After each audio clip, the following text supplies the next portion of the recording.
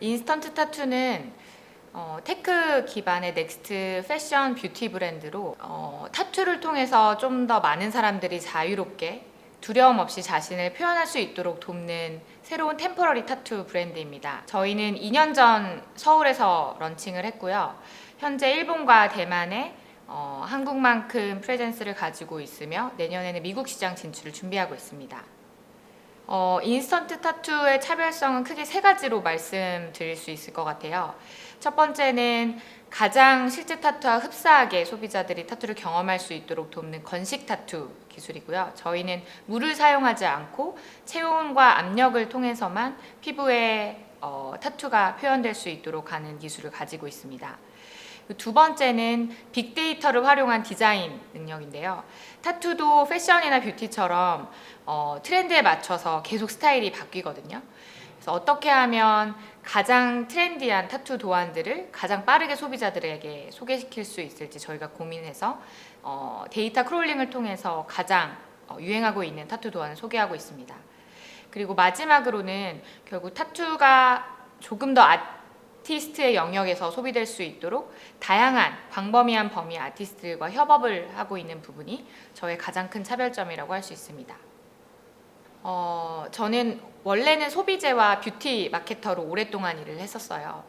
그래서 창업을 하는 이제 사람들이 다 마찬가지겠지만 어떻게 하면 본인이 관심 있고 열정이 있는 분야가 새로운 개선, 이노베이션을 가져가게 될 것인가, 그걸 통해서 어떻게 기여할 것인가 가장 창업가들의 고민이 될 것 같거든요. 뷰티에서의 가장 필요한 이노베이션은 어떻게 하면 내가 원하는 방식으로 더 자유롭게 자신을 표현할 수 있는가가 되는 것 같아요.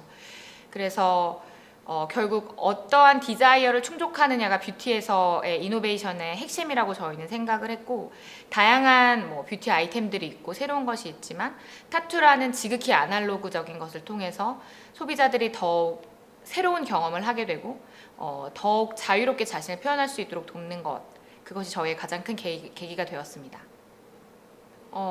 저희의 차별성이랑도 가장 맞닿아 있는 부분인 것 같아요. 그래서 자신을 표현하는 일은 어느 시대나 지탄을 받기 마련이었는데요. 30년 전에는 머리를 기르는 것도 사람들이 가서 자를 정도로 아주 작은 것도 힘들었었던 시대가 있는데, 타투도 그런 연장선에서 많은 사람들에게 부정적으로 인식되고 있지 않나 싶어요. 자신의 몸을 통해서 자신을 표현하는 것이기 때문에. 저희가 해소하고자 하는 방법은 이것도 분명히 시간이 필요하고, 또 아직 한국에서는 타투 시술이 의사 면허가 없을 때는 불법이기 때문에 아주 많은 노력이 필요하겠지만, 저희가 하고자 하는 이제 노력은 퍼머넌트하지 않은, 영구적이지 않은 타투를 경험해 볼 수 있도록 하는 건식 타투 기술을 저희가 가지고 있는 점, 소비자들이 훨씬 더 쉽게 타투를 경험하고 후회하지 않은 선택을 할 수 있도록 돕는 것가 가장 큰 부분인 것 같습니다. 그리고 저희가 아티스트와 협업을 하고 다양한 디자이너들과 새로운 협업을 통해서 새로운 아트를 경험하는 플랫폼으로 확장을 하려고 하는 것이, 타투라는 어떤 부정적인 문신에 갇히는 것이 아니라 그림을 벽에서 걸어 볼 수도 있고 스티커로도 경험할 수 있고, 저희가 옷에도 그림을 프린트 하잖아요. 그거랑 똑같은 방식으로 타투가 하나의 예술을 소비하는 플랫폼이 되어서 예술을 소비할 수 있도록 돕도록 하는 것, 그것이 저희 브랜드가 할 수 있는 부정적 이미지를 해소하는 방법이 아닐까 싶습니다. 사실 시중에 있는 가장 많이 이제 사용되고 있는 습식 타투, 물을 사용하는 이제 타투 스티커 같은 경우에는 반짝임이 심하고 지속력이 떨어져서 사실 실제 타투와 흡사한 경험을 제공하기는 어렵거든요. 그래서 저도 이제 타투가 없기 때문에 어떻게 하면 소위 말하는 짜치지 않은 타투 스티커가 없을까? 근데 물타투로는 그런 경험을 할 수가 없더라고요. 그래서 더 좋은 기술력의 제품이 있으면 좋겠다라고 생각을 해서 공장이랑 계속해서 저희가 상품화될 수 있는 기술을 연구를 했고, 이 건식 타투는 원래 있었던 기술이에요. 근데 생산 단가가 워낙 비싸고 핸들링에 대한 코스트가 높을 뿐만 아니라 그 기술을 상용화해서 제품화하기까지가 너무 어려웠기 때문에 브랜드들이 이 제품을 가지고 기술을 상용하지 않았었거든요. 그래서 저희가 공장과 계속 지속적으로 협업을 하여서 실질적으로 판매될 수 있는 정도까지 끌어올리고 저희가 운영을 하게 되었습니다. 저희 팀도 무척 놀랐어요. 소비자 반응은 매우 뜨거웠고요. 저희가 베타 버전 출시임에도 불구하고 그리고 가격이 고가였음에도 불구하고 한국과 일본에서 한 달도 안 된 시점에서 1000건 이상의 주문이 들어왔고요. 그 주문자들의 80% 이상이 10대 후반에서 20대 초반, 정확히 젠지 세대였어요. 그래서 아주 다양한 방법으로 뭐 이모티콘을 활용한다든지 아니면 특수 문자를 활용해서 자신들이 원하는 이제 타투를 디자인을 했고, 팀들도 그 소비자들이 주문한 내역을 보면서 아 정말 이렇게 창의적일 수 있구나 라고 놀라울 정도로 젠지들의 참여율이 높았던 서비스였습니다. 가장 반응이 뜨거웠던 콜라보레이션은 두 가지인데요. 하나는 버드와이저라는 글로벌 맥주 브랜드와 농아 타투 아티스트 김나우 씨와 함께했던 비어킹이라는 콜라보레이션이었고요.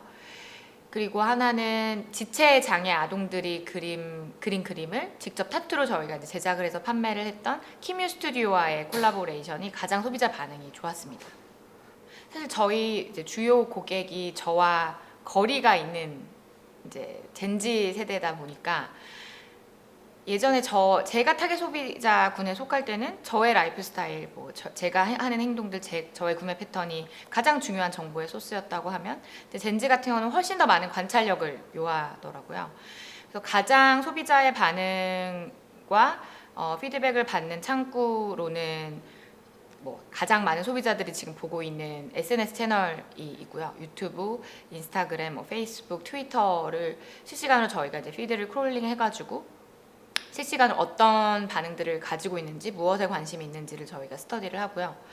그리고 많은 리서치 회사에서 운영하고 있는 다양한 카테고리별 스터디도 저희가 확인을 하고 있어요. 그래서 사실 가장 중요하게 저희가 트렌드를 보는 것은 소비자들의 실질적인 피드백이거든요. 저희 광고에 어떤 반응을 보이는지, 어떤 댓글을 남기는지, 그리고 이제 소비자 문의들이 어떤 것들이 들어오는지. 그래서 저는 아직까지도 인스타그램이라든지 웹사이트, 그다음에 전화, 모든 소비자 컨슈머 보이스를 제가 거의 다 실시간으로 보고 있어서 그것들을 통해서 가장 소비자가 원하는 것을 파악을 하고 있습니다. 저는 이제 밀레니얼 선구주자였고 젠지들은 저보다 훨씬 이제 뒷세대인데, 가장 큰 차이점은 밀레니얼은 웹에서 모바일, 그리고 하드웨어에서 소프트웨어, 그리고 아날로그에서 디지털의 이 과도기를 다 경험했던 세대였어요. 젠지는 디지털, 모바일, 컨텐츠 이것들만 경험했던, 청소년기부터 모바일로 모든 것들을 소비했던 이 세대여서 가장 거기서 극명하게 차이가 나는데요. 가장 이제 큰 차이점은 자기를 표현하는 방식이에요. 그래서 SNS를 아주 어렸을 때부터 사용했기 때문에 다양한 계정에서 다양한 자신의 모습을 갖고 있는 거는 물론이고, 한 기본 5개에서 10개 정도의 계정을 운영하고, 어디에는 먹방 컨텐츠, 어디에는 패션 컨텐츠, 뷰티 컨텐츠, 여행 컨텐츠, 각각의 계정마다 자신의 모습이 다 달라요. 그래서 멀티플 페르소나를 가지고 있는 거가 너무너무 이제 놀랍고, 두 번째는 그 디지털 상에서의 다양한 컨텐츠를 소비를 해봤기 때문에 무엇이 진정한 컨텐츠인지를 한눈에 알아봐요. 진정성과 공감을 할 수 있는지의 여부가 젠지의 마음을 가질 수 있느냐 없느냐를 결정을 하더라고요.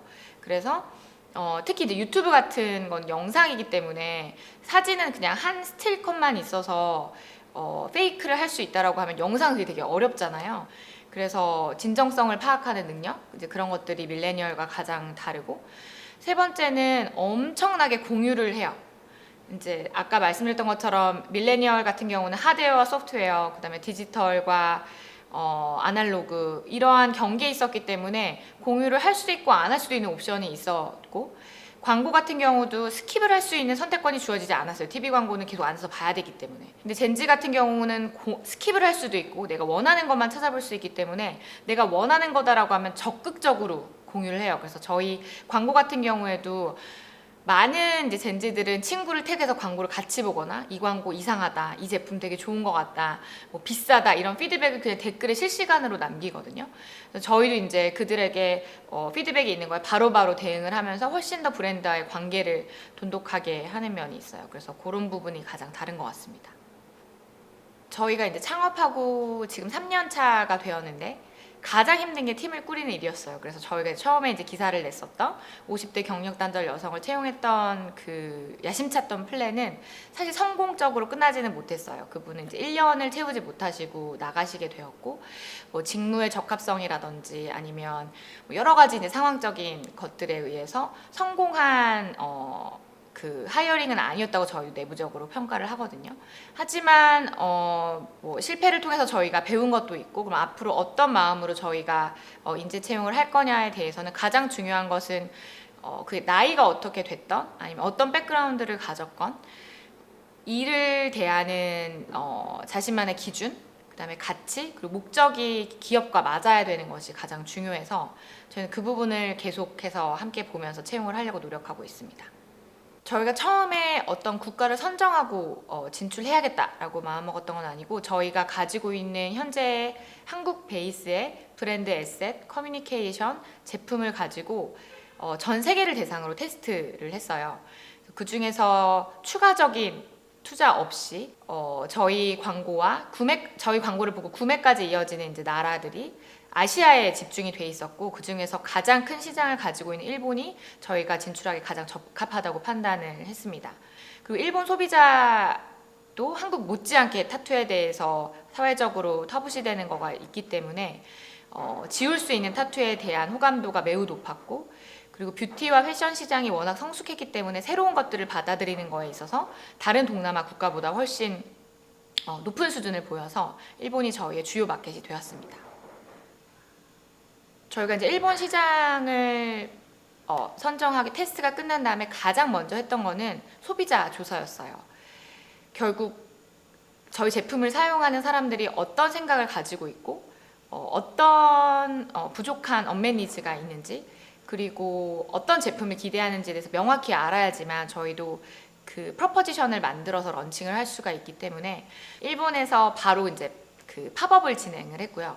그래서 직접 한 7군데 이상에서 팝업 진행을 하면서 소비자들을 만나서 실제로 저희 제품을 경험하게 하고 정성적인 피드백을 받고, 그리고 저희가 정량적인 설문조사도 완료를 했고, 그리고 다양한 이제 전문가들을 만나면서 사회적으로 어떻게 타투에 대해서 인식하는지, 소비자들은 뭘 원하는지에 대해서 소비자 조사를 가장 열심히 했습니다. 그래서 조사를 하고 보니까 뭐 아니나 다를까 타투에 대한 사회적인 인식은 너무나도 좋지 않고, 하지만 젊은 층들은 너무나 경험을 하고 싶어해서 저희가 타겟을 훨씬 더 한국보다도 심지어 더 낮은 연령대에, 그리고 한국 문화에 관심이 많은 타겟들을 대상으로 저희가 온라인 마케팅을 펼칠 수 있었습니다. 결국 브랜드가 해외 진출할 때 가장 중요한 것이 초기 고객 확보인데요. 가장 유효한 부분이 사실 관심사거든요. 타투 같은 경우는 다른 뷰티 제품처럼 일상으로 소비되는, 그리고 그거의 부속 제품이 아니라 타투라는 아예 새로운 카테고리이기 때문에 얼마나 타투에 관심이 있었는가, 해보고 싶었었는가, 서치를 해봤는가라는 것이 브랜드를 좋아하게 되고 그 구매까지 이어지는 아주 중요한 척도라고 저희가 판단을 했습니다. 그래서 저희가 이제 SNS 계정을 만들고 타투에 관심이 있는 사람들 위주로 저희가 타겟을 해서 저희가 가지고 있는 다양한 이제 컨텐츠를 광고로 테스트를 돌려보았고, 현지 고객들이 가장 관심도가 높고 반응이 좋은 광고를 통해서 모객을 계속할 수가 있었습니다. 저희가 가장 지금 크게 플레이를 하고 있는 곳이 일본이기 때문에 일본에서 가장 이제 크게 눈에 띄는 반응은 3가지인 것 같아요. 첫 번째는 커스터마이제이션 서비스에 대한 호감, 두 번째는 K 뷰티와 K 컬처에 대한 관심, 그리고 세 번째는 새로운 타투뿐만 아니라 새로운 서비스라든지 새로운 뷰티 패션의 연장선에 있는 다양한 것들에 대해서 얼마나 사람들이 소비를 많이 하고자 하는지. 하나씩 좀 말씀을 드리면, 커스터마이제이션 같은 경우는 일본은 커스터마이제이션의 나라거든요. 그래서 정말 싼 뭐 1,000원, 1,000엔짜리 라면집에 가더라도 토핑을 다 각자 고르게 돼 있어요. 그리고 뭐 벤또 도시락을 하나 하더라도 반찬을 다 고르게 되어 있고, 그래서 아주 커스터마이제이션이 일상 속에 녹아들어 있는 나라거든요. 그래서 획일화되어 있지만 그 안에서 자기만의 무언가를 찾으려고 노력하는, 저희가 커스터마이제이션 서비스를 런칭했었을 때 일본 소비자들의 문의, 반응, 그다음에 주문이 매우 폭주를 했었고, 훨씬 더 선진화된 소비 문화를 가지고 있고 다양한 문화적 경험을 인정하는 이제 나라에서 커스터마이제이션의 성공 기회가 훨씬 더 높다라는 걸 저희가 이제 배웠고요. 그리고 이제 두 번째는 한국에서 왔다라는 것에 대한 엄청난 관심. 근데 그 관심은 계속돼 있었던 K-팝이 리드를 해준 한국 문화에 대한 관심이 있고, 좋은 제품력으로 K-뷰티를 이끌었던 다양한 이제 브랜드들이 있을 텐데, 한국에 대한 위상이 아주 많이 바뀌어졌다고 생각이 들었어요. 그래서 지금 뭐 정치적인 문제도 있고 여러 가지 외교적인 이슈가 있지만, 젊은 세대에서는 사실 일본이 디지털화에 대해서는 한국보다 매우 뒤처져 있는 게 사실이거든요. 그래서 한국 기업들, 특히 뭐 라인이라든지 넥슨과 같은 소프트웨어 기업들은 일본의 그 어떤 기업보다도 훨씬 더 많은 유저를 확보하고 있고, 한국의 브랜드들이 새로운 것들을 리드한다라는 거에 명확한 인식이 있어서 정말 20대 초반들은 한국이 매우 훌륭하고 한국 거를 똑같이 따라하고 싶어 하고, 한국이 예전에 이제 영어권의 문화처럼 더 상위의 문화로 인식을 하는 경향도 있어서, 그 부분에 있어서 매우 저희도 자부심을 가지고 한국에서 왔다라는 그 브랜드를 더욱더 드러내면서 마케팅을 할 수가 있었습니다. 그리고 일본이라는 나라 자체가 이제 새로운 거를 배척하거나 아니면 새로운 걸 적극적으로 받아들이는데, 타투 같은 경우에는 적극적으로 경험해보고 싶어하는 부분이었었어요. 그래서 실질적으로 타투를 할 수 없기 때문에 템포러리 타투 같은 경우는 더 많이 호기심을 가지고 테스트를 해보려고 했습니다. 일본 같은 경우는 6개월 만에 한국의 인스타그램 팔로워를 넘어섰고요. 지금 현재 전체 브랜드 매출의 절반 이상이 글로벌, 그 중에서도 일본이 가장 주요한 부분을 차지하고 있어서 앞으로 저희가 뭐 미국 진출을 하게 된다라고 했었을 때 훨씬 더 글로벌한 플레이를 저희가 할 수 있지 않을까 생각하고 있습니다. 네, 저희가 다양한 형태의 이제 콜라보레이션을 기획을 하고 있어요. 그래서 단순히 뭐 그림을 그리는 뭐 파인 아티스트나 일러스트레이터나 타이포그래피스트 등을 넘어서 어떤 아이돌과 관련된 그런 콜라보레이션도 저희가 기획을 하고 있고요. 그리고 훨씬 더 이제 유명한 뭐 스트릿 컬처에서의 아티스트, 그런 부분도 저희가 관심을 두고 보고 있습니다. 그런데 이제 브랜드가 진출을 하는 것이 먼저여가지고 조금 이제 그런 것들은 시간이 더 걸리지 않을까 싶어요. 네, 저희가 이제 내년에는 적극적으로 미국 진출을 하려고 준비를 하고 있고요. 전 세계에서 가장 타투 시장이 큰 곳이 미국이기 때문에 훨씬 더 이제 미국 소비자들 저희도 잘 이해를 하고 미국 진출을 통해서 훨씬 더 글로벌 기반을 탄탄하게 다질 예정입니다. 비즈니스 사이드로 봤을 때는 저희는 단순히 이제 타투 스티커를 파는 브랜드가 아니라 타투라는 전체 경험, 어떤 타투를 하지? 어디에 해야 되지? 어떤 그림을 하지? 라는 이 고민부터 시작이 돼서 어떤 타투 아티스트에게 타투를 받을까? 아픈데 어떡하지? 어떤 리뷰들이 있을까? 이 모든 이제 고민들이, 타투는 되게 오랫동안 지속되는 거기 때문에 소비자들의 고민이 다른 서비스나 브랜드에 비해서 훨씬 더 깊이 있거든요. 그래서 그런 고민들에서 저희가 첫 번째 데스티네이션으로 누구든지 타투에 대해서 고민을 하고 관심이 있을 때 모두가 처음으로 들려서 테스트를 해볼 수 있는 그런 브랜드가 되는 게 저희의 이제 첫 번째 목표고요. 지역적으로 이제 미국 시장 진출을 하는 것이 지금 단기적인 목표라고 할 수 있습니다. 궁극적으로 이제 브랜드의 목표는 뭐 나이키가 승리라는 가치를 오운하고 있고 샤넬이 아름다움이란 가치를 오운하고 있듯이, 저희는 자기 표현이라는 가장 이제 인간이 원초적으로 가지고 있는 그 가치를 소유하고 가꿔 나가는 글로벌 브랜드가 되는 것이 저희의 가장 큰 비전입니다. 코로나 바이러스에서 가장 이제 영향을 많이 받았던 산업군이 뭐 다 아시겠지만 여행, 숙박, 운송, 과 같은 것들인데, 그리고 오프라인 베이스의 페스티벌이라든지 아니면은 뭐 이벤트, 그 다음에 뭐 레스토랑, 모든 이제 오프라인 베이스 비즈니스인데 타투 스티커가 거기 모두 다 포함이 돼 있어요. 그래서 되게 많은 소비자들이, 아주 많은 소비자들이 여행을 갈 때 혹은 페스티벌을 갈 때, 외출을 할 때 이 제품을 썼기 때문에 사실 비즈니스에 이제 타격이 초기에는 어느 정도 있었었는데, 저희가 그럼 어떻게 이 시국을 타개를 할 것인가 라고 고민을 이제 많이 해서, 타투라는 것이 사실 뭐 페스티벌을 위해서 하는 것도 아니고 여행을 가기 위해서 실질적인 타투를 하는 거가 아니라서 정말 타투에 대한 본질을 저희가 이제 이해하고, 정말 타투를 하고 싶었을 때 첫 타투로 저희가 테스트를 할 수 있는 제품과 커뮤니케이션을 소구를 하면서 훨씬 더 실질적인 타투 관심사 베이스의 소비자들이 훨씬 더 제품을 많이 소비하기 시작하셨고요. 그리고 시즈널리티가 훨씬 더 줄어들었어요. 그렇게 돼서. 그래서 여행을 가거나 페스티벌에 있는 여름 시즌에만 팔렸다라고 하면 타투에 대해서 관심 있는 사람은 언제나 소비를 할 준비가 되어 있고 테스트를 해보고자 하는 니즈가 있기 때문에 훨씬 더 시즌이 이분화되었다고 저희는 보고 있습니다. 크게 두 가지 조언을 드릴 수 있을 것 같아요. 첫 번째, 너무 크게 베팅을 하실 필요는 없어요. 지금 저희들이 가지고 있는 다양한 글로벌 SNS 플랫폼, 광고 플랫폼들이 있기 때문에 지금 가지고 있는 제품, 컨텐츠를 가지고 아주 쉽게 어떤 나라에서 어떤 도시에서 우리 제품이 소위 먹힐 수 있다라는 것을 간단하게 테스트 해볼 수 있거든요. 소비자 반응도 DM이나 댓글로 받아볼 수 있기 때문에 실시간으로 그걸 통해서 제품을 변화시키거나 쪼이거나 하는 작업들을 충분히 할 수 있어서 크게 시작하지 않고 작게 시작해서 키울 수 있다라는 거, 그 부분이 하나고요. 두 번째는 이제 어느 나라에 사느냐가 중요한 것이 아니고 어떤 컨텐츠를 소비하느냐.